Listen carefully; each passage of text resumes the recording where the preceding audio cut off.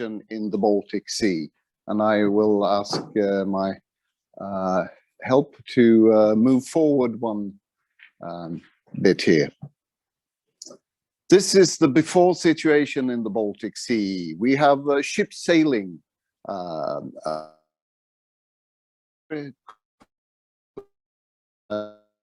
carrier sailing towards England, and one smaller ship, a barge, sailing towards Denmark.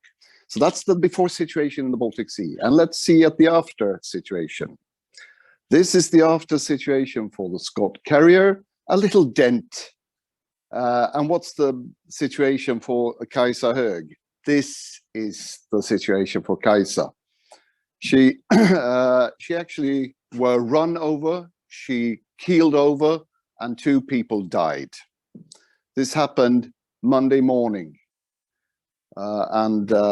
If we go to the next slide, we can see what really happened. This is the path of traffic separation in the Baltic Sea where they sailed.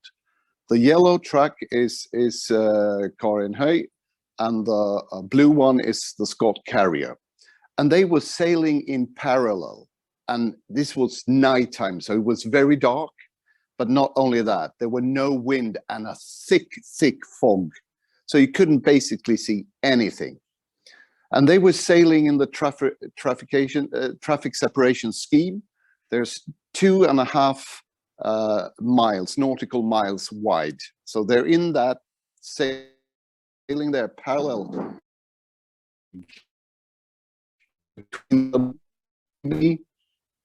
800 meters, because they need to have some distance to the edges of the separation zone.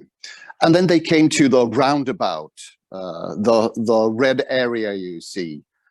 And the yellow ship, it was sailing towards Denmark, so it was going straight in the roundabout.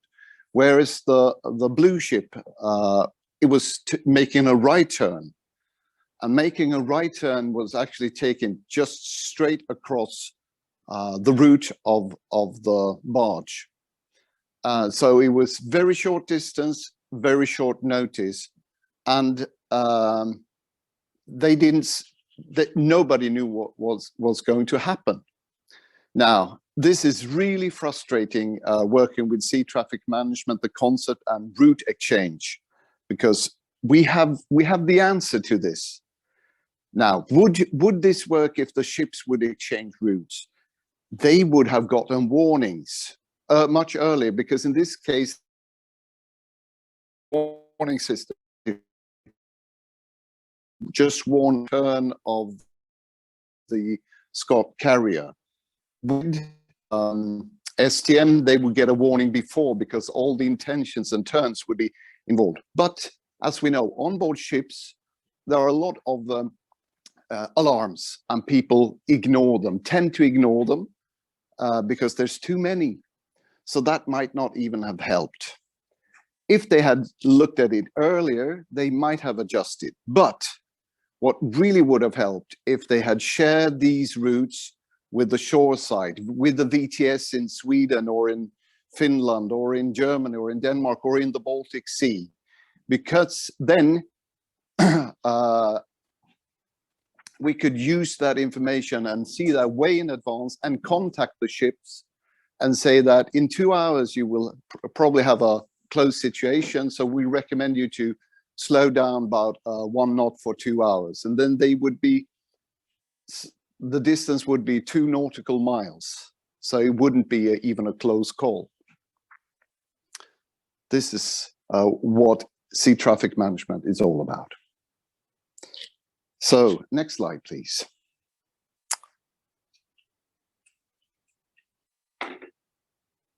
And that will take us to this project and why it's so important we're working with this, continue to work with this. And on the map, you can see some of the activities we've been doing in the places and who have been involved. And I would like to start the conference by thanking people, which you usually do at the end, but I think it's important to thank Interreg Baltic Sea Region, who financed the project and have given very valuable advice in this COVID situation on how to proceed with the project. We would also like to thank other finance institutions that helped the project. In Sweden, for example, the Swedish Traffic Administration. And we also would like to thank the Swedish Institute who they financed a hang-along project, which made it possible to involve St. Petersburg VTS in a more active way, and that's very good for this project. So thank you for that.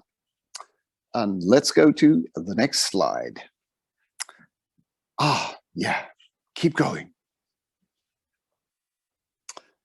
So the background, why are we so upset about this situation? And we have the answer there in the Baltic Sea. Well, we thought of this already back in the early 2010 or even before that. And we worked with different projects. We have done really early test demonstrations. We have designed the whole concept and we have validated it. And now we are implementing it in piece by piece in different projects. So we want this to go faster. We know when we set out, we said that this will be implemented worldwide in 2030. 2030 is still a way, but we would like this to happen faster and earlier, because that will save lives and save the environment and help the industry be more efficient. Next slide, please. So when we set out, we made a list of these are the results we want to achieve in the project. Quite ambitious goals.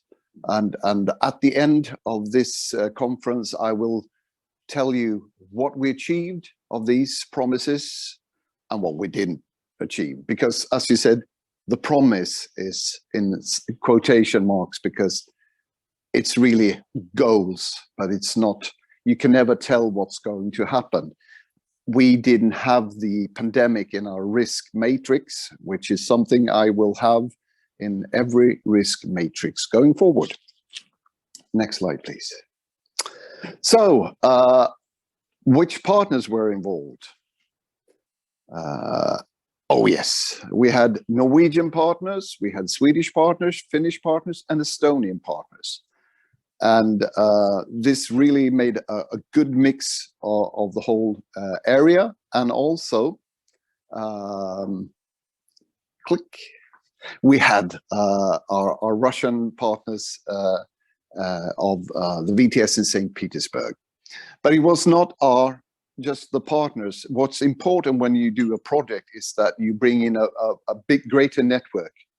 So what we also did was to have associate partners, and here's a list of those. So thank you all for joining, and thank you all for contributing to the project. And with that, I would like to go and let the floor to the people who really did the work. I was just coordinating it. And let's hear some of the results from the VTS side first. Mjuta under tiden eller?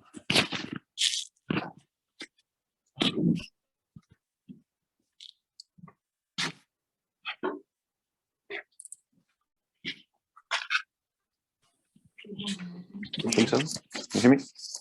Good. Thank you, Ulf. And good morning, everyone. Thank you. So, welcome to this session, the final conference. My name is Joachim Lundman. I come from RISE, and together with Mikko Klang. Because we have the old slides are. There we go. Sorry. And together with Mikko here from Traffic, we will present some of the results from the VTS operations part of the STM BALT SAFE project. I hope you will enjoy it. So, quick overview of our presentation, just so you can orientate yourselves. We will do it in tandem, so you get some variation in the presentation.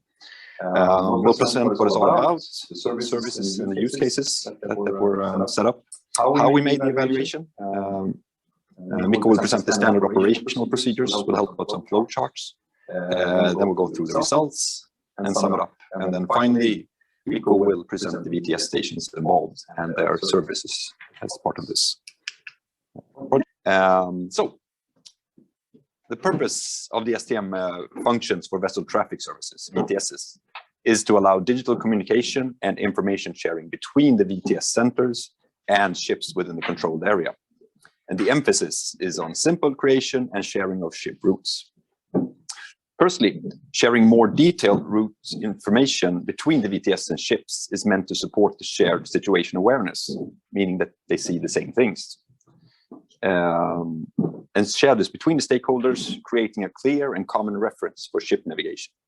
Secondly, more detailed and digitally represented route information allows for the introduction of new automated functions, such as alerts for route conflicts, which would have been good to have this Monday morning.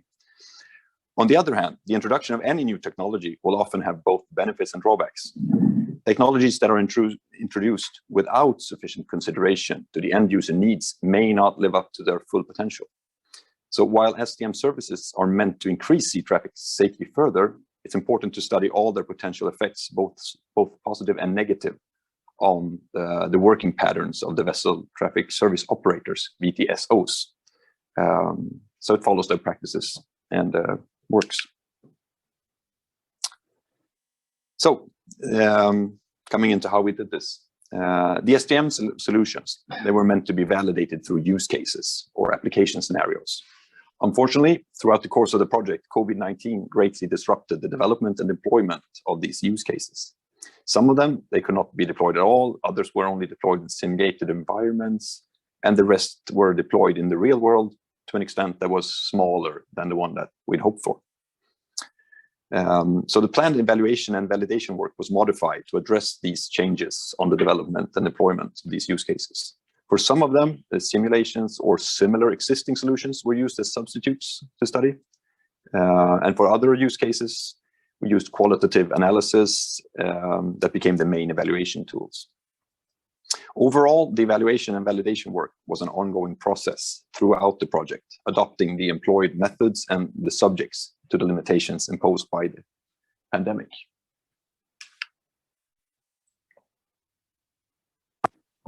So Mikko. Okay, thank you, Joachim, and good morning to everyone. I'm Mikko Plank from Finland. I'm telling you a bit about the VTS operations. So the headline was the results and analysis of the VTS operations, but what are them? Well, in the testbed and the simulations, we tested the STM VTS SOPs that I would say is pretty much the stake on all of this. And they were based on the user stories that were complementing the use cases. So in the beginning, we needed to define how to organize the route sharing from the VTS's point of view. We had quite a lot of experience on STM on board, but VTS is not just the same. We were aiming to build something that would be valid base for future development for a long time, so it had to be pretty good. So we collected as many VTS operators as we could and had an intensive workshop first to figure out the possible issues in VTS working where STM could make a difference, and then narrow the list of the essentials that we would develop in this project.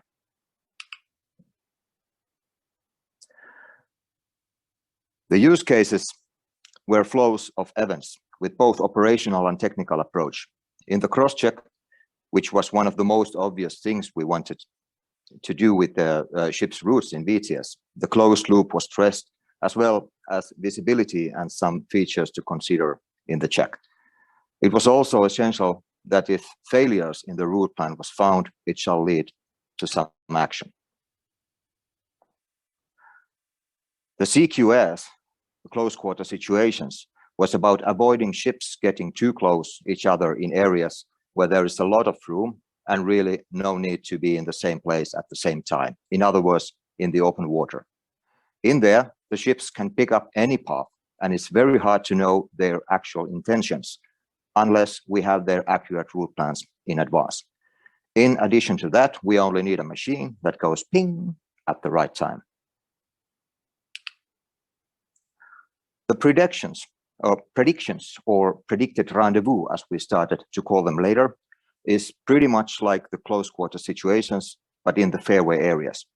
The difference is that the ship's intentions are easy to know. A ship sailing 10 knots westbound on a fairway probably keeps doing that for a while. So we can add also vessels without shared routes to the calculations. In fairway areas, the close quarter situations are naturally not avoidable, but we would like to control where they happen. Route proposals is a wonderful, cool thing to do in the route exchange. It has been easy to tell the ships in radio to take the Northern Passage and let them hassle in the bridge with quick route planning. And especially if the area is not familiar for them, it really is a high stress situation. But now we can send them pieces of route in a format that they can immediately zip into their navigating computer, check it in the real operating environment, and attach it to their present route plan, naturally after all the mandatory ship-specific checkings. Okay, the next use case, the route corridor deviations, is a way to detect anomalies in ship's behavior way earlier. In open waters, we cannot really know what path the ship has chosen, so we cannot know if the ship is following its route plan. With a shared route, we can. Again, we need the machine that goes ping in the right time, and the operator takes care of the rest. Since the use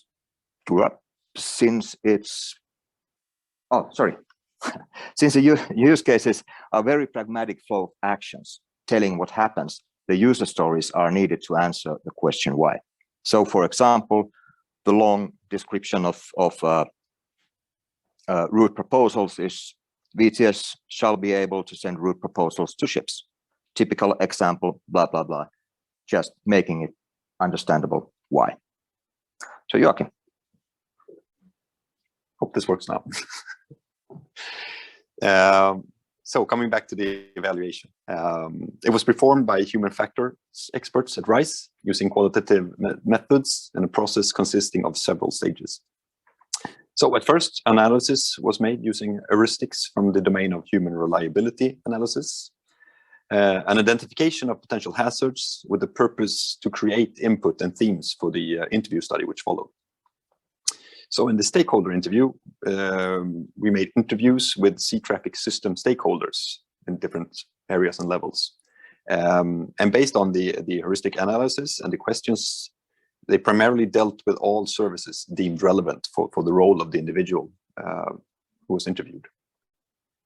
The output from these heuristic analysis and the feedback from the interviews gave input to update the hazard matrix, which then in turn supported the simulator studies, which was a VTS simulator study where the VTS operators were invited to use the STM services in a simulator environment. The evaluation methods used within this part of the study were basically observations of the VTS operators during the exercises, and evaluation questionnaires that were filled out by the participants, and also group interviews with all the participants.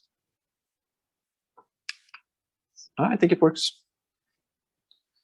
And the interviews, they followed a semi-structured approach and allowed the interviewee to give his or her own reflections to give a better understanding and let everyone give their part. It involved individuals with different roles in the sea traffic system from different countries. As you can see, it's about half of them were either VTS operators or pilots, and then there were representatives from different roles within the system. The simulations, they took place at 2 different occasions and involved VTS operators from Sweden, Finland, Estonia, and Norway.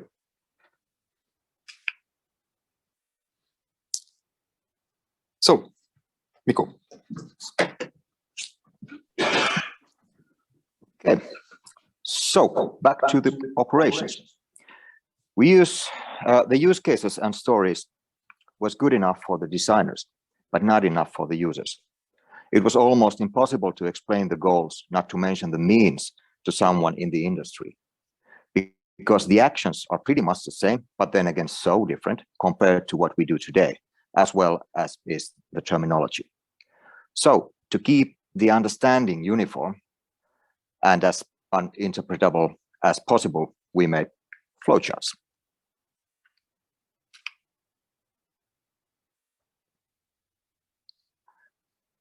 So please note that these standard operational procedure SOPs are made to suggest the VTSs some supplements to their everyday work, not to replace anything nor give orders how to do their job.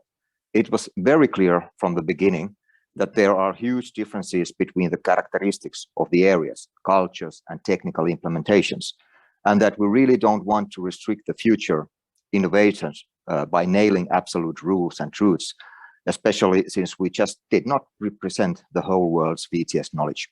However, to give all this some understandable structure, we made the flowcharts. It is to be read chronologically from left to right. The upper layer describes the actions of the vessels, and we have a firm goal to keep that layer constant.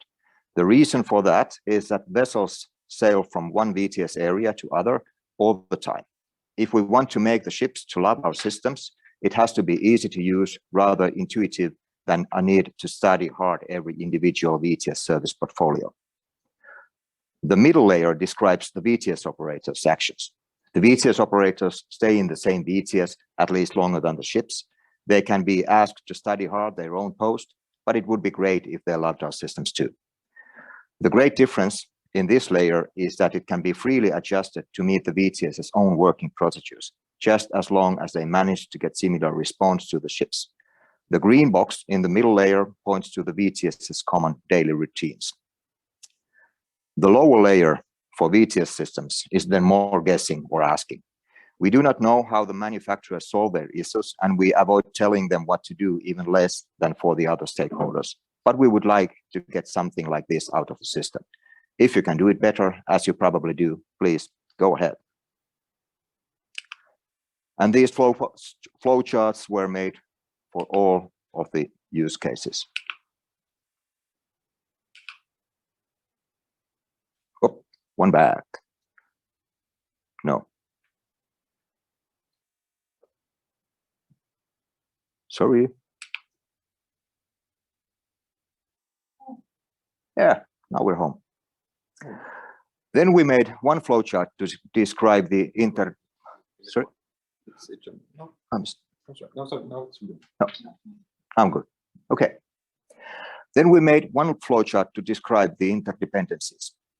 All the brown boxes are SOPs that we made, and the green box is the VTS Center's own everyday workflow, the regular SOP.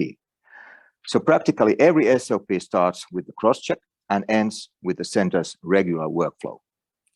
This was pretty much the material we forwarded to the VTSs participating in the testbed, and they were asked to merge it with their own workflow. We do have material for training as well, but due to COVID, we couldn't pull the courses through. But really, this is not so hard.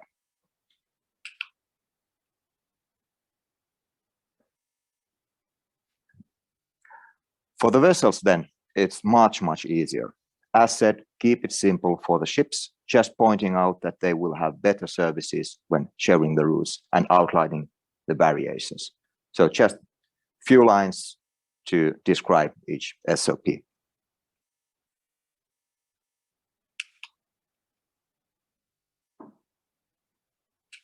Oh, it's coming. It's just in me there. Yeah.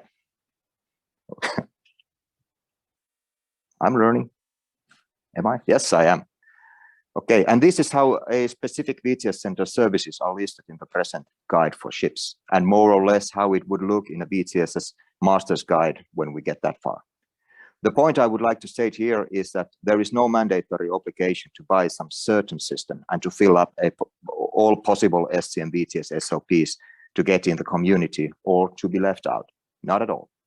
VTSs has to be compatible, which is not very complicated task to do, and then use the SOP structure to realize and communicate the services that are possible to offer, and update and upgrade the systems in time to grow better and better. Actually, there is not one VTS in the testbed today that has implemented everything, nor two VTSs offering exactly the same services. Just like in the real world, we have our differences.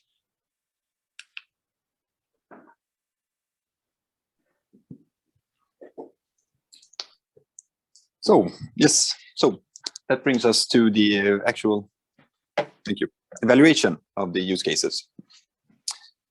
So the results indicate that maritime administrations, they should employ a consistent design process that caters for the local VTS center's characteristics and the needs of their operators. And as work with the STM continues, technical development should be augmented with iterative development of the VTS system. So user experiences and usability is taken into account. For example, things like local traffic density, geography, existing equipment, and technical readiness should be taken into account.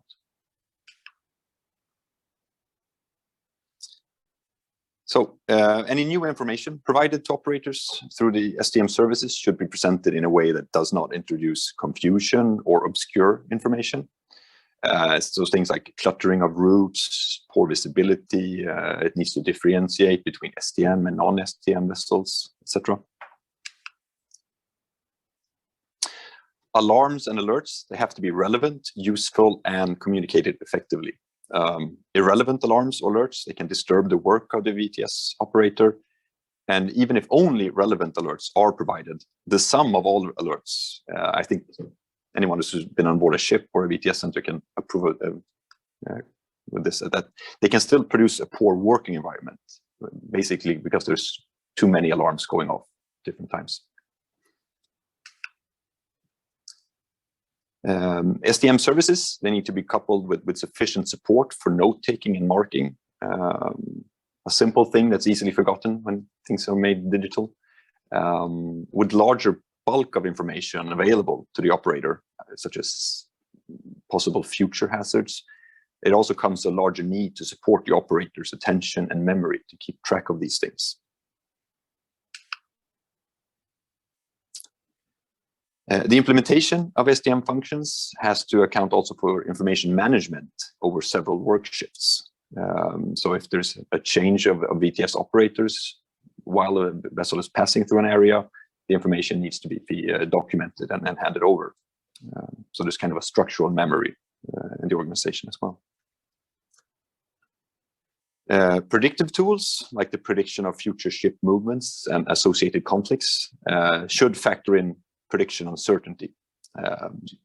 Oh, sorry. Then this one. Yes, sorry. So if there is a prediction of the future ship movements, it should also factor in the uncertainty in that prediction, so that the operator is given a truthful representation of possible traffic development, meaning the ship looks like it's doing one thing, but it could be doing several other things within that corridor.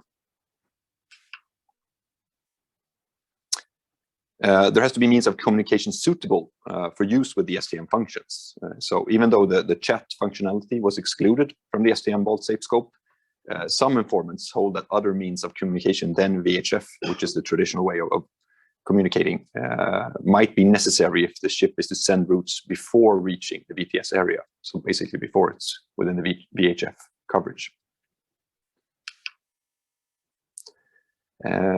Dynamics in the VTS ship interaction may be affected as new forms of communication develop.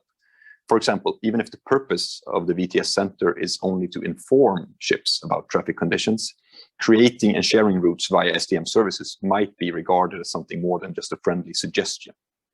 And this, of course, invokes a discussion around VTS authority and responsibility in the event of an incident that happens, and that needs to be continued to sort these things out beforehand. So, summing up the study, evaluation data suggests that the use of STM functionality is not appropriate for all operative conditions, and that implementation must be calibrated against the practical needs of the local VTS operators. Here, a balance must be struck between allowing for local adaptation of STM services and at the same time offering a uniform STM interface towards vessels that are moving between different control areas. So we cannot optimize only for the VTSs or for the ships. It has to be a combination. And a final aspect of adaptation is the relation between VTS technical functionality and how these functionalities are put into practical use. Seeing that STM services could expand the operator time horizon and allow them to work more proactively, technical development should be combined with a review of local VTS procedures to make sure that the VTS operational approach, which is procedures for ship interaction or the functional level of the VTS implementation, matches all the capabilities that are afforded by STM. So, Mikko. Okay. So pretty much finally, here was the area for the testbed we used. So we have the western side and then very nicely covered the Gulf as well as all the Estonian coastline, as pretty much all the ports in the east of Gulf of Finland, since St. Petersburg VDES Center can handle all the vessels that are getting through their reporting area. That is pretty much all.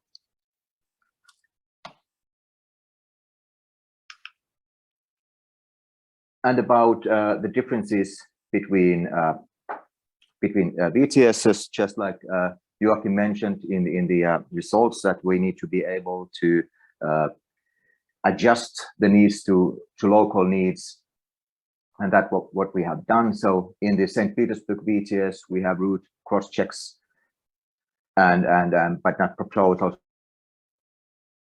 and nice functions increase, and it's all different than what we have in Finland, which is different what we have from Tallinn. That is not yet deployed, but will be probably the widest coverage of the STM VTS services, since they have the newest system that will be actually pretty much adjusted for the needs for the VTS. So thank you very much. This is the end of our presentation.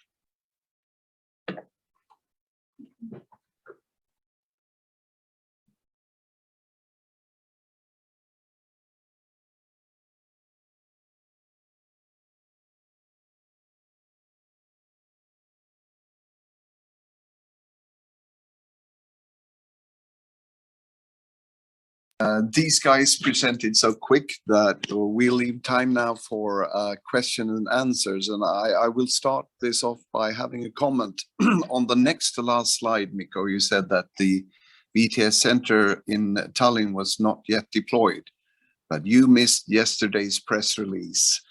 So since yesterday, Estonia VTS center is operational.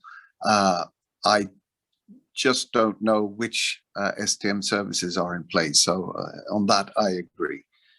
And good morning to you all. My name is Jarle Haugen, and I will share some of the results from the work package 5 on particular and on the ship reporting and VDES test that we did during the course of the project. Two main objectives in the work package 5. Automatic reporting and Vds Trials. We had several activities and deliverables, and I will in particular focus on what I've highlighted in green in this presentation here, the use cases, some of the technology that we developed. And I was also supposed to do some reporting on the test bed that never happened due to the well-known virus that we're all worried about. So, but I will inform you a little bit on the testing that we have done in a more controlled environment. I will also elaborate and inform you of the VDES trials on information transport to remote areas. There were a couple of things that was not planned for in the work package, and those two are international standardization and ship reporting over VDES. So I've added those, and then I will in particular talk about the international standardization.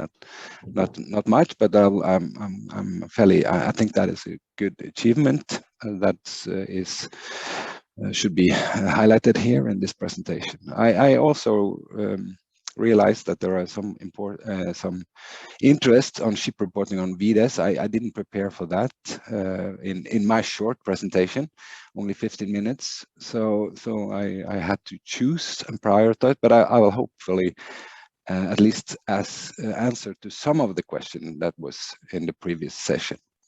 Going to the user story. And we actually foresaw a voyage. For instance, in this case, a voyage from Murmansk to Helsinki. This is a captain who never sailed in this water, so he or she is not familiar with the reporting obligations.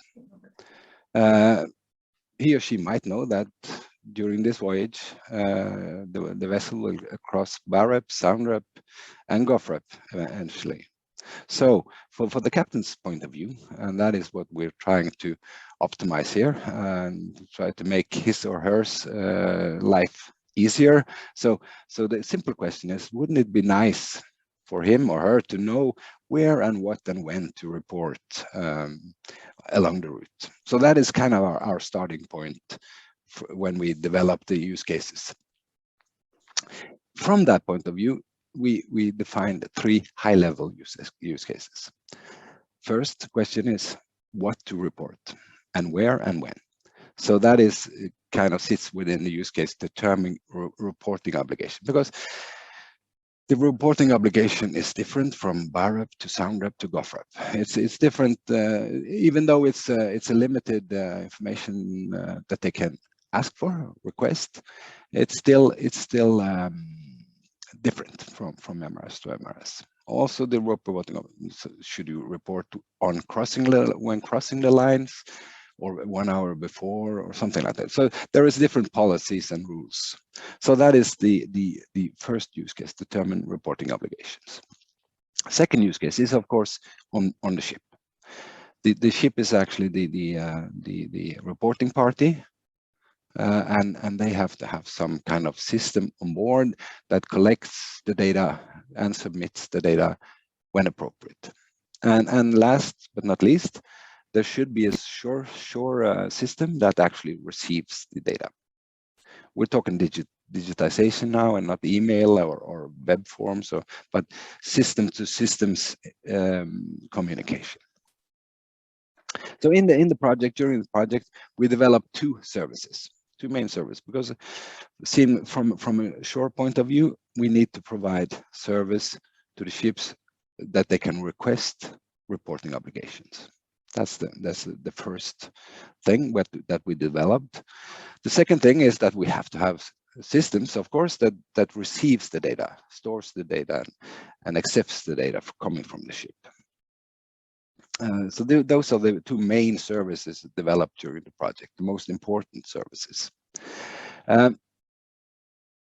We implemented those services. Well, implemented.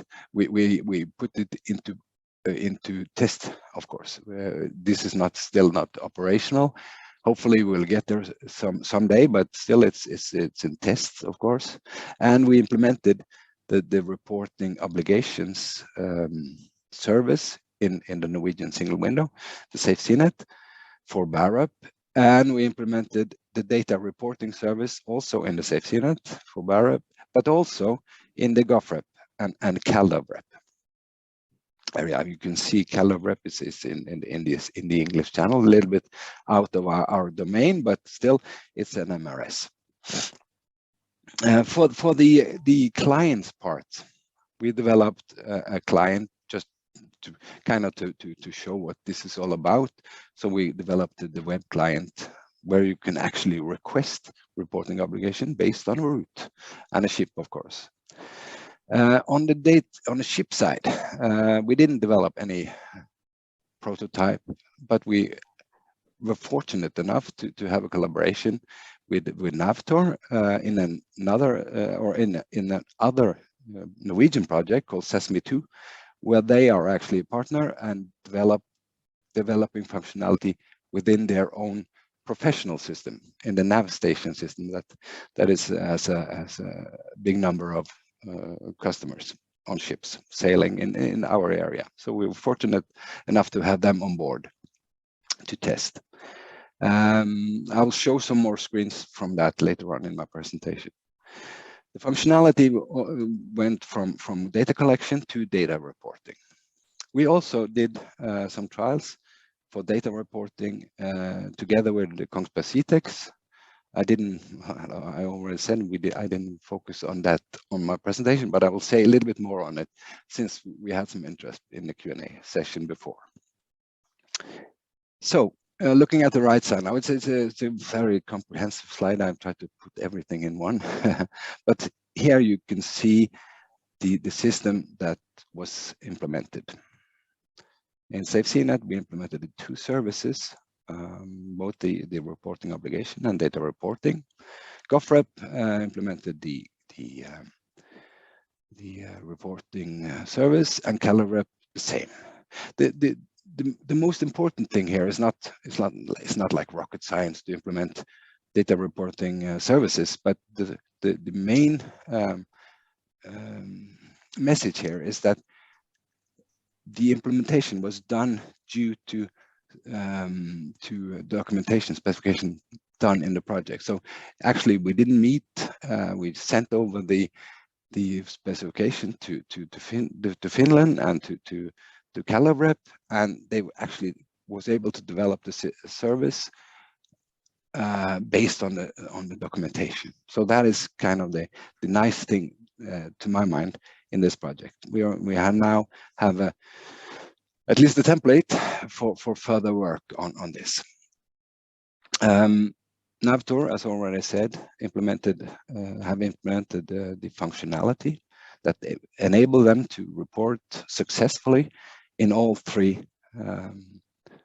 MRSs. Even though we didn't sail in this trials, it's still coming from a commercial ship system. On the other trials that we did along with Kongsberg CTEX, we were actually out at sea. We tasted the salt water, but this trial was mainly, of course, to test the services, but the main focus here was testing ship reporting over VDES. And that is the question from the last. So we actually installed the equipment on the Ocean Space Lab ship, and well, we didn't go far, but it was at least not tied to the port, to the quay, and we successfully submitted several reports from the ship to the single window or the SafeCNet BAREP. Commenting on the load, the MRS payload is not very big. We're talking kilobytes, something like that. So it's. Could you please repeat the size? No, I don't have the exact size. I didn't prepare for that particular question. So, but we're talking very limited data, hundreds kilobytes, something like that. Yeah. Very, very limited data. Actually, this was done through a JSON payload, and the overhead in the message is bigger than the actual data.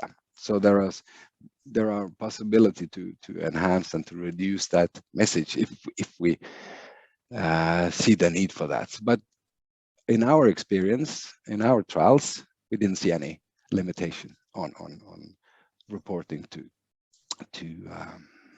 the MRS. Reporting to single window, which we didn't try, is another ball game. Obviously, that creates a lot more information to be transmitted, given the fact that you could have in real situation, you could have thousands of passengers in a tourist cruise ship, for instance. So that is another ball game that we didn't venture into. Yeah, I hope that answered your question in that regard. So we tested it. It was successful. and we didn't encounter any problems in our trials, at least. Reporting, ship reporting. I cannot demonstrate live, of course, but I will show you some pictures from the screenshots from the actual test that we did in the navstation system. And looking at this picture, we prepared a route. Again, this is simulated using a ship going from Hamburg to Narvik. You can see from the picture here, which is from the onboard ship, or the graphical system on the software. You can see that the route is drawn up here. And I will show you, using pictures, the information that actually went from the ship to the safe CNET, the single window, and eventually actually all the way to the VTS operator screen. It all starts, of course, when the ship enters the BARIP area, which is here. That is the time of reporting in that case. And the reporting, I will look into more detail afterwards, but this is the reporting screens from the navlink. The navstation system.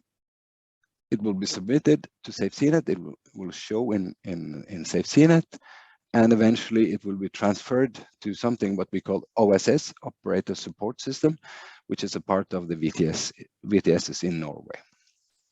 Looking into more details on the reporting part, we see here the screenshot from navstation, and you see the reporting obligation for this route, Barents SRS, from Hamburg to Narvik. These are the reporting obligations, the designator, so-called designator, BCD, and so forth, giving the value of date and time, position, speed, and course, and various things. This is collected automatically from the information that exists already in the ship. Obviously, the captain or whom is responsible for reporting are able to to edit the information. There might be some mistake or error here, and he or she will be able to edit. Or we can refresh. That means that the system actually collects the latest data from the AS or systems on board and can submit the data. It's not completely automated. It could be done automatically, but in this case, we chose to have the captain send. Actually, okay, now it looks okay, send. And then it was transferred via the services that I've already briefly talked to you about, to the Safe CNET. And here you can see a number of the tests that we did. We did actually over 100 or close to 100, not over, close to 100 successful tests, and of course a lot of tests didn't go through, but over 100 tests was conducted in the BARIP system successfully, and eventually the OSS is picking up the information, the new information coming from the ship, and this is actually a screen from the operator's point of view. That was the reporting part. The other thing that I would brief you about is the VDES trials that we did. The keywords here were information transfer to remote areas. That means where you don't have AS coverage, you don't have coverage at all, actually. So that was our mission to further look into those possibilities and using VDES, of course. So we were lucky to have the Coast Guard vessel Svalbard planning a mission to go up north in the high north, picking up some buoys of some kind. So we were lucky to have some to equip this vessel with Kongsberg Citex VDES mobile station and equipment for on board the ship, and using the NORSAT 2, which is actually carrying a VDES payload from Kongsberg Seatex. We planned a trial for this. You can see the route for the Svalbard vessel on the right side. And here is a couple of pictures of the installation. It's simplistic, but it works. So simple is good, simple is great, and it works very well in our case with a computer on the bridge of the ship. And outside we installed actually everything in a waterproof pellet case. So inside the small briefcase you see on the right side, all the equipment is inside. Computers, communication equipment, and these kind of things. And of course, the antennas are not in the box, but they are outside. So it's very simplistic installation that works pretty well. So what we actually set out to do was to pick up information using 3 satellites, the existing AS satellites that we are having, to pick up AS messages from ships sailing up in the ice, high north. To pick up that information, download the information to the Svalbard or Vardø ground station, which is, well, for those who are not familiar with Svalbard and Vardø, you can see it in the picture here. Anyways, it was taken down to the ground station in Norway, and transferred to a processing center where duplicates, messages and so forth was filtered out. Then when the data set was ready, it was turned back and rebroadcasted through the same antennas up to the NORSAT 2 satellite and downloaded to the Svalbard vessel, wherever that was during the mission in the high north. And eventually, of course, it was received by the Svalbard vessel and displayed on their map.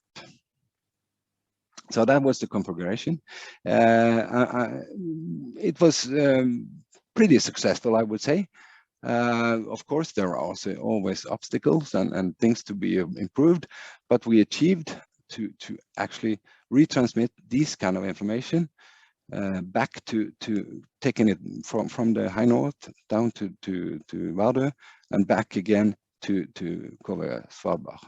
So it was fairly successful. Again, improvements are noted, but it was a fairly good trial. Lastly, on the international standardization, going back to the reporting, mandatory reporting obligations that we saw in the use case, those mandatory reporting obligations are described in what they called IMO Resolution 851, which is a document resolution providing general principle for ship reporting. So within that document, there is a lot of data describing what to report when and so forth. This was just a document. During the course of the project, we submitted an proposal to IMO, to the facilitation committee, that this information should be standardized and eventually be a part of the IMO reference data model. This was accepted by IMO, and the request was forwarded to the expert group on data harmonization, which worked in several meetings, and eventually in June, May-June, the final work was done. So now the IMO resolution dealing with the MRS reporting is harmonized, standardized according to the IMO reference model. So eventually, after being adopted by FAL next spring, it will be a part of the IMO compendium on facilitation of electronic business, which is a part of the FAL Convention that you probably know already. So the nice thing about this is that we now actually have a reference model for the whole world, actually, to develop systems and to treat the data similar. So the understanding of one of the elements are exactly the same. And also, not least, but a major achievement is that when it's finally adopted, these data elements will be a part of the world's largest standardization organization, like the ISO, the UNEC, and the VCO, which is driving the message exchange on a broader level in the world today. So that is a huge achievement in my mind. We actually, in our trials, we actually based ourselves on the ISO standard, and we actually we used the upcoming proposal for standard in our trials. So we were very much in line with what is expected to be defined in the years to come. Thank you very much. I believe that was, I believe I covered what I set out for. It's Christmas time, so I open the floor for questions. Yes, please. Let's take the questions now, and so when the presentation is right here and now. So anyone in the room or anyone online, just please ask your question. Just for clarification, now we have a data standard for these MRS areas that's harmonized across the globe. The paper before was just basically a description of what data, but the format before was not digital, right? It was just, this is what you should tell people over radio. Exactly. You're exactly on the point, Ulf. That's true. It is now today still voice. Yeah. And it probably will be also next year and the year after, but eventually, hopefully, it will be digitized, and that's when this work on standardization really kicks in and gives us benefits. All right. Any questions? Okay. This is the presentation from Work Package 2. And Work Package 2 consists of 3 different sub-packages. We address the digital maritime infrastructure. That's basically the basis for many of the services developed in STM BALT SAFE. Contains 3 different parts: development and insurance of the sustainability of the digital maritime service infrastructure, test procedures and tools, test case compliance checking, and also developer zone. That's what's part of this work package. Maybe I should stop my video because there might be some lagging. I'll just stop it and then I'll switch it on whenever needed. Right. So what we want to do is to ensure an interoperable exchange of information ship to ship, ship to shore, by managing and developing a digital maritime service infrastructure and supporting system providers. That's the aim of Work Package 2. 2.1, the first one. Basically, you don't need to read this, but what we mean is, what we say here is that we need to ensure access to this maritime service infrastructure. Previously, in other projects, STM validation, efficiency, efficient flow, and other projects, we've been relying on the maritime connectivity platform that's provided by the Maritime Connectivity Platform Consortium, headed by Thomas Christensen and others. Also, we need somewhere a repository for schemas. And that's basically the formats of the payloads that are exchanged between the different services. So that's the main focus of work package 2.1. What have we achieved? Well, quite a lot actually. We have in this work package supported the creation of an operational maritime digital infrastructure. And we've done that by securing the establishment of Navelink, which is a non-profit industry consortium. So without the support of this work package and EU funding and the Swedish Transport Administration, there would be no operational maritime infrastructure.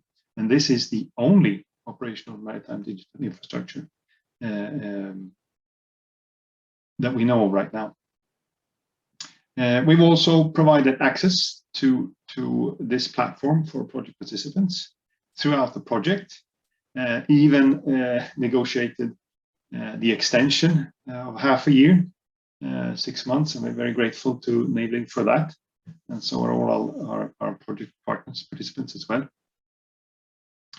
We've migrated services from the legacy platform that MCC provides to the Navelink MCP platform. We've also continuously contributed in developing the platform, the MCP concept, since we're part of the different working groups in MCC. We've supported Navelink in establishing a VDES hotel. And what's a VDES? Well, VDES is the Voyage Information Service. That's basically a standardized API that all services use to communicate with each other to achieve interoperability and confidentiality in exchanging payloads or data. This Voyage Information Service was previously, or we still do have it, hosted in the Azure platform for SMA subscriptions, but we have now achieved a possibility for anyone enrolling in Navelink to register their services and make use of this hotel that they are hosting. So they're not relying on SMA. And as you can see, they have an offer there as well. We have enrolled and supported EMSA, that's the European Maritime Safety Agency, in providing routes to the backend application they have developed for Safe Seanet. And I was glad to hear that recently, last week, Łukasz, who is working with this, still are using this service that we have published for him, and the routes that we are distributing to him. So that's I think that's a good result of this, that EMSA is continuously using this platform. We've also contributed in developing a SECOM standard. That's the Secure Communication of E-Navigational Messaging, which is the successor of VDES, to secure and facilitate interoperable communication between ship and shore, and ship and ship, if that happens as well. And just to give you a highlight of and the last 2 points is, yes, we've been active in EALA with regards to the service description guideline that actually guides and is the guideline that we follow when publishing and documenting services in the Navelink, in the MCP platform. Also, we have established a common schema payload repository by including that into the Navelink, especially the Navelink MCP platform. And why do we need that? Well, that's just to be able to validate received payloads or information against those schemas, to be sure you have the correct version and the correct format, thus enabling interoperability. SECOM might be a mystery to some of you, but just to show you what SECOM is. SECOM is the information interface, or the API, the standardized API, which is secured through communication channel security and other security measures to interface between ships and shore, or ships and ships. So this is a standard that's been, I think it's in CDV is approved, and we've just answered the comments, and now it's the next part is FDIS, I think. So hopefully within a year or so, we will have SECOM as a standard 1.0, partly thanks to this project. And many of you that seen other charts of voyage information services that, okay, this is basically in the same, doing the same thing, abstracting the vendor API to something that the other services can actually understand. And it's also defining interfaces to the service registry and the identity registry that's hosted in an MCP platform. Something around statistics. Right now, we have 19 organizations registered in this platform. We have a number of, and this is the operational part, there are actually 3 environments. But in the operational environments, they have 165 services, of which 139 are in status released. 6 VTS services, 15 ports, a lot of portable pilot units. Even though we haven't been working with portable pilot units in here, we're facilitating interoperable route exchange between PPUs for SMA and Finland piloting. 54 ships. We have a number of services that was, well, most of them were inherited from the STM validation project, but within the transition project, we've also moved them over to this platform. And as you can see, there's a navigation warning service. There's a hub service, which is basically a route distribution service. There's an estimated time of arrival service, pilot route service. Finland has published nautical warnings and 8 on fault service, and also the verification service to verify services published, help with automated validation of that. EMSA service and the schema repository. I think we'll go for a demo just to lighten this presentation a bit, and see if a live demo is always a challenge. Just show you, this is Navelink homepage. We have system status on the site here. The operational environment is green, the test is black. Why is that? Well, that's because there's an upgrade ongoing, and then development. So if we log in here,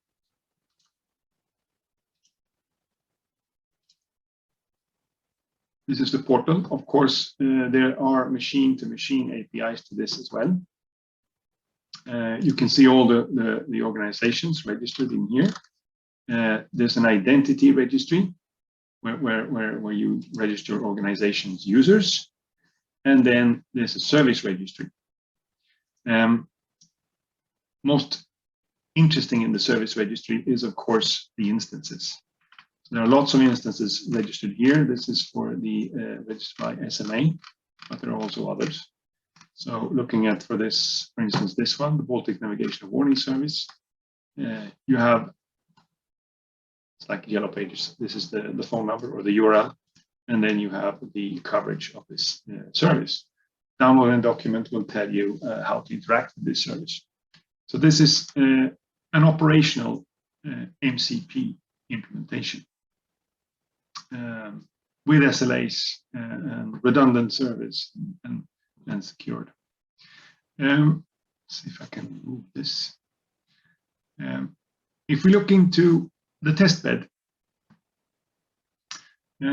here we have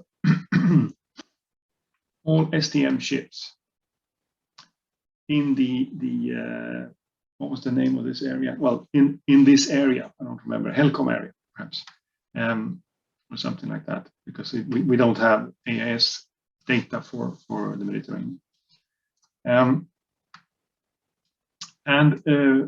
Different colors are different manufacturers. This is a website that we built for showing the test bed, basically.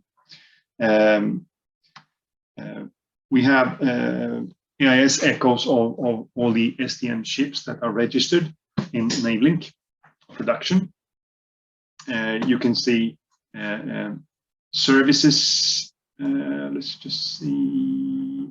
You can see the different services here, like I don't know. You can try Finland VDES. The coverage area for that one. Provided you have registered a coverage area in the service register, you can see the coverage of Finland VDES. Okay, good. You can also see navigational warning service, coverage area of that, and other services in here. Also, we've added the possibility to show navigation warnings. So now you have navigation warnings shown here as well. Anyway, as I just pointed out, different colors are tied to different manufacturers. Like this is when there's a gray circle around it, it indicates that sometime in history an AIS route has been sent. If there's a purple one, it's currently sending one, and that has to do with the AIS route-to-route ship exchange. Now, just to make this more interesting, we have Ekfors, which is this one, I think, sailing at 9.7 knots. We can also look at marine traffic. It's the same part here. This is Ekfors, even though a lot of other ships as well. You can look at the Fjord. Excuse me. Was that are we talking about the same ship? This one is called Ekfjord. Oh, wrong ship. Point. Good point. Thank you for that, Ulf. Thank you. Would have been quite an embarrassment to show that. Oh. Yeah, happy you didn't. Yeah. Yeah. Seems to be the same vessel, I think. Yeah. Ekfors. That's a tanker. And this one is traveling from Oslo to Gdansk. In here, you can of course make a route forecast. That's the marine traffic version of route forecast based on historical data. What we can provide you with in Navelink is the shared ship-to-ship route exchange here, although this one is gray, so you won't see it because they're not sharing it right now, but they have done sometime. Then you would see the intended route, the next 7 or 6 waypoints. You can also show the track, where we're coming from, and the AIS is not responding, so we can't see it here. But what we also can show, it does, it's actually responding now, it's a bit slow. We can also show the route, which should show up here at some time. This is the route. The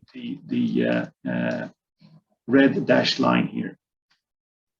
And the reason we can see this is because Ekfors has actually shared their route with STM Validation Center. And And as you can see, and it's hard to see the difference here, but it's not exactly the same as what's predicted in marine traffic. It differs a bit. Yeah. So the intended route is here, and the predicted route is what you can see in marine traffic. Anyway, just to show you that this is the route message that they are sharing right now. We have the waypoints, and somewhere down here the schedule as well on a detailed level. Yeah, that was just to show you what this is all about. So, as Ulf pointed out in the beginning of this conference, should we have had this for the difficulties down here somewhere, yeah, somewhere here, we could have avoided that, or at least trying to avoid that collision, instead of having the intended route, the approximate route or the predicted route, which is not the intended route, which is this one. Okay, that was just a short demo of what we're actually achieving with this. Conclusions from this. Well, what we can say is that in the future, a maritime digital infrastructure should take into account requirements from development of the SECOM standard, since the SECOM standard poses requirements on service discoverability and authentication, like the public key infrastructure and identity registry. It's also recognized that we will have, or we do have, several maritime digital infrastructures or other platforms that such a platform need to interact with.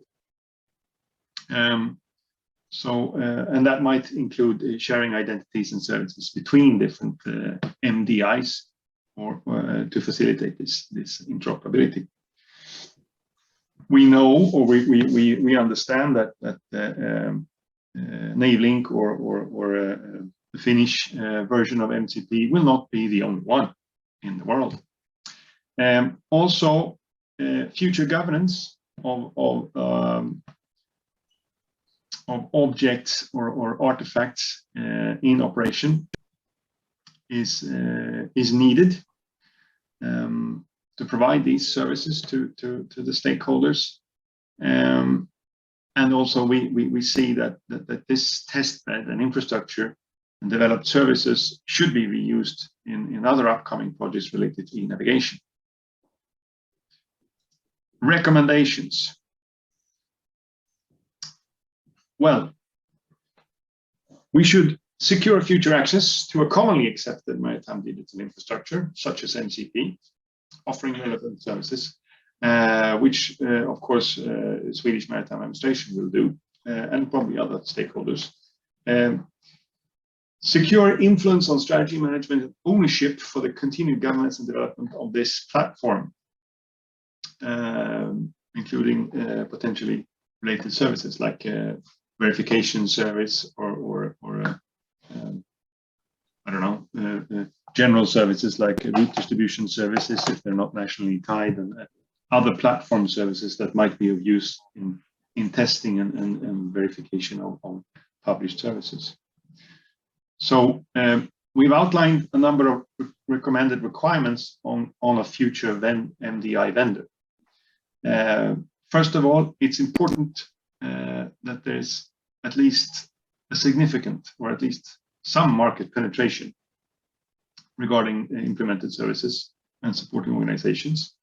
The vendor also needs to be a non-profit entity. And to gain global recognition, what we think, a non-government organization setup would be appropriate. And then to avoid competitive obstacles, an industry-owned non-proprietary standardized solution is also preferable. And then, of course, we are adamant in ensuring that the proposed vendor is a member of the Maritime Connectivity Platform Consortium to be able to influence future development of the MCP. So that's the recommendations from work package 2.1. I'm not going to say anything else about that, I think. Where am I on timing? Or it says about 5 minutes left. Yeah. But my guess from your work is that this was the major part of it. The 2.1. Yeah. Yeah. The others are more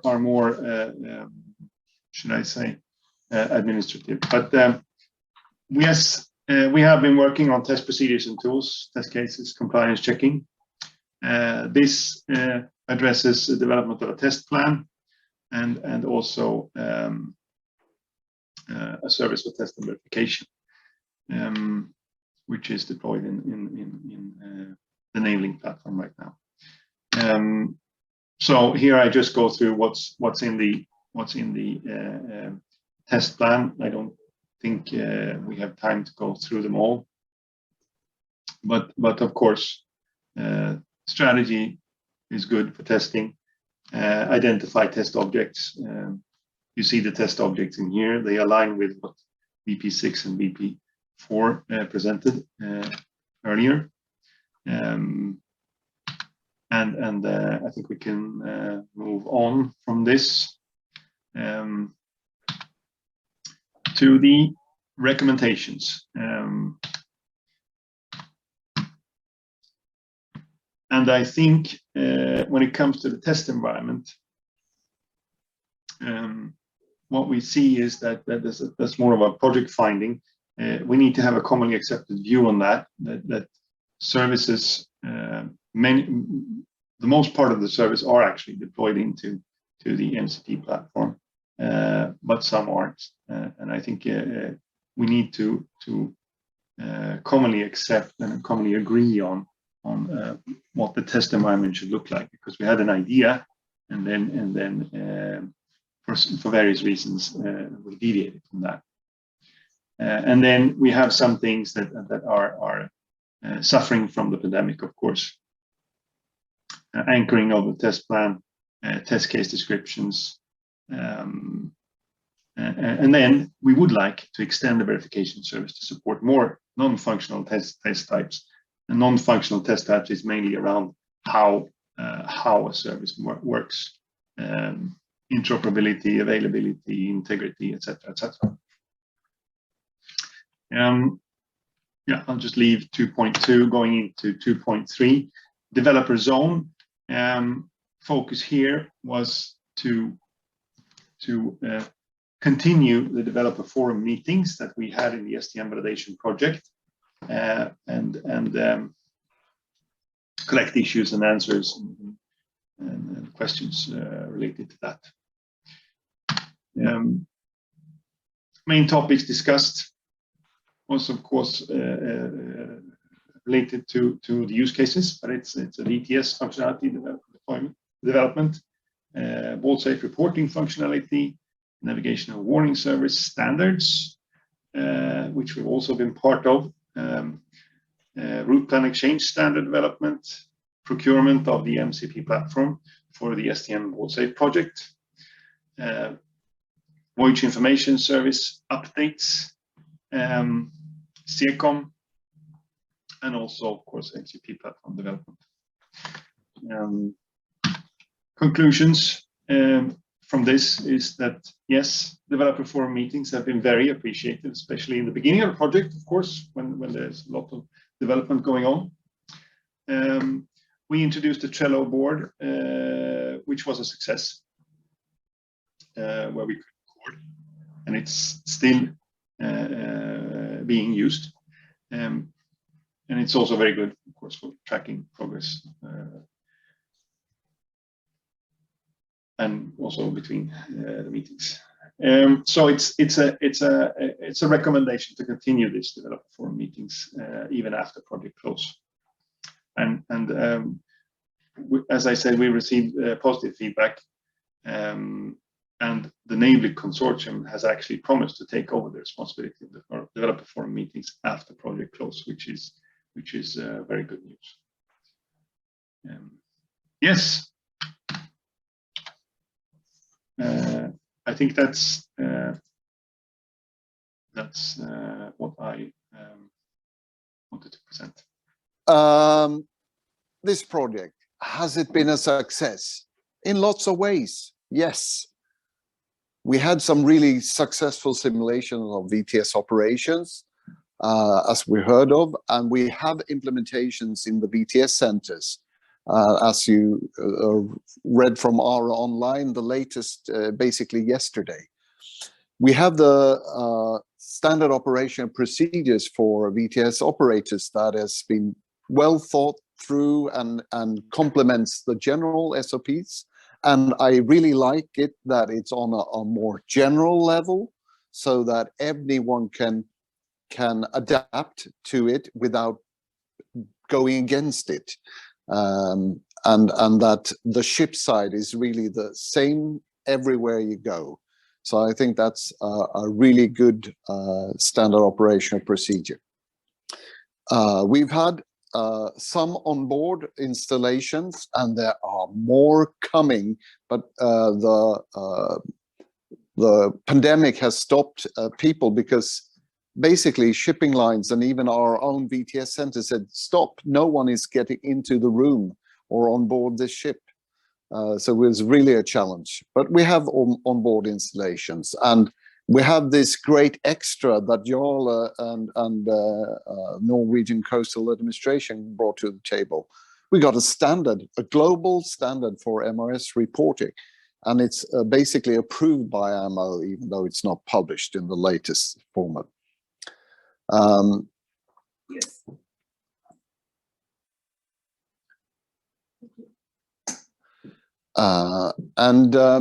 We also tried VDES out both in Norway, but there will also been some initial tests in Finland that will continue. So, and that's a good word as well, continue, because a lot of this project is about kicking off things, and then we will continue. So I'm using my clicker there.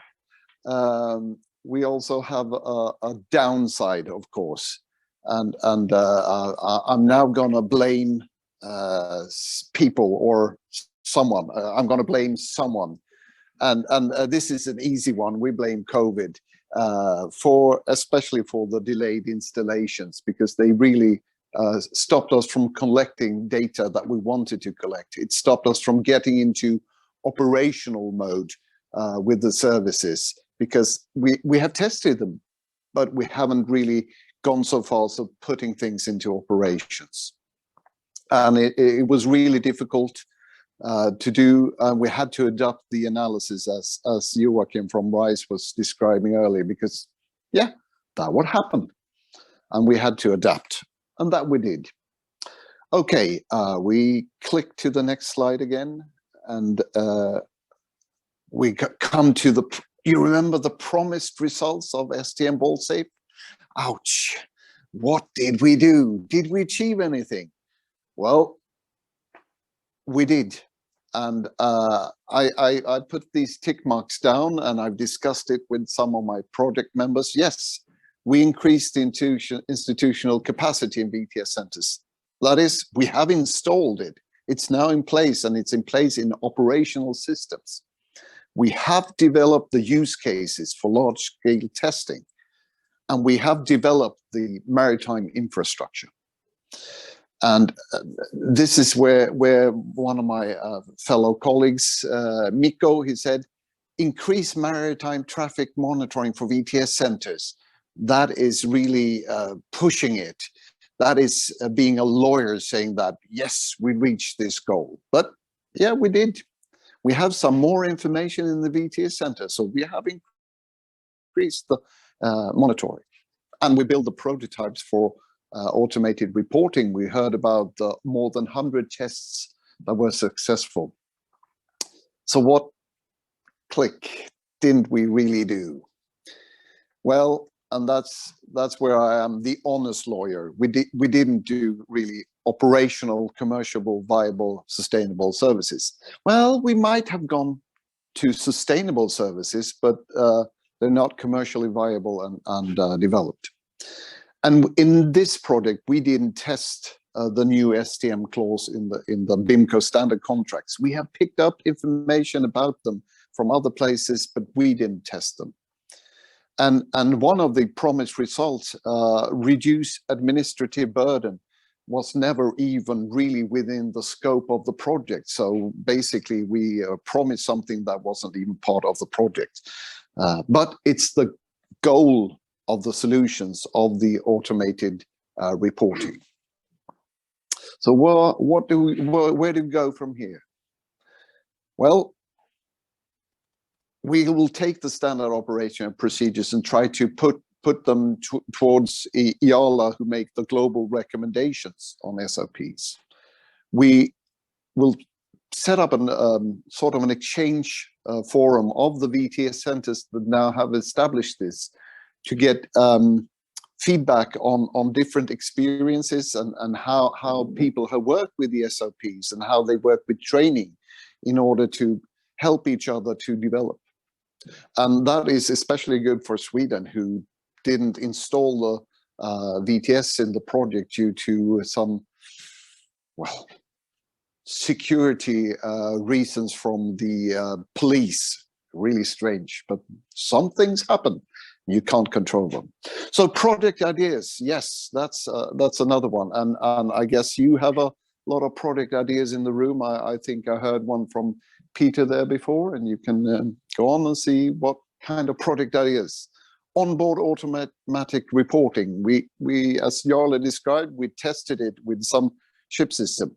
This should be developed and become further established, and possibly even on the onboard side, looking at what's happening on the single window reporting. VTS in more countries. Yeah, how do we roll this out to other countries in the Baltic area and share our experience with other areas? Like I noticed there were a couple of VTS services in the Adriatic region in navling. So let's share and maybe invite them also to this experience sharing. Route sharing in autonomous shipping context. Oh, we already had that discussion. So it's not just us thinking about that. How does it work? How should we go forward? And you have just had another idea, I can see. And that's another project idea. And so whatever project ideas you have, put them down. They could be really rough. Share them with people. The people of this project, with our partners, our associated partners, we're interested. That's why we work here. That's why we're working with these things. You just start sharing these ideas and let's see if we can build something going forward. It could be a project, or it could be an implementation, or it could be anything.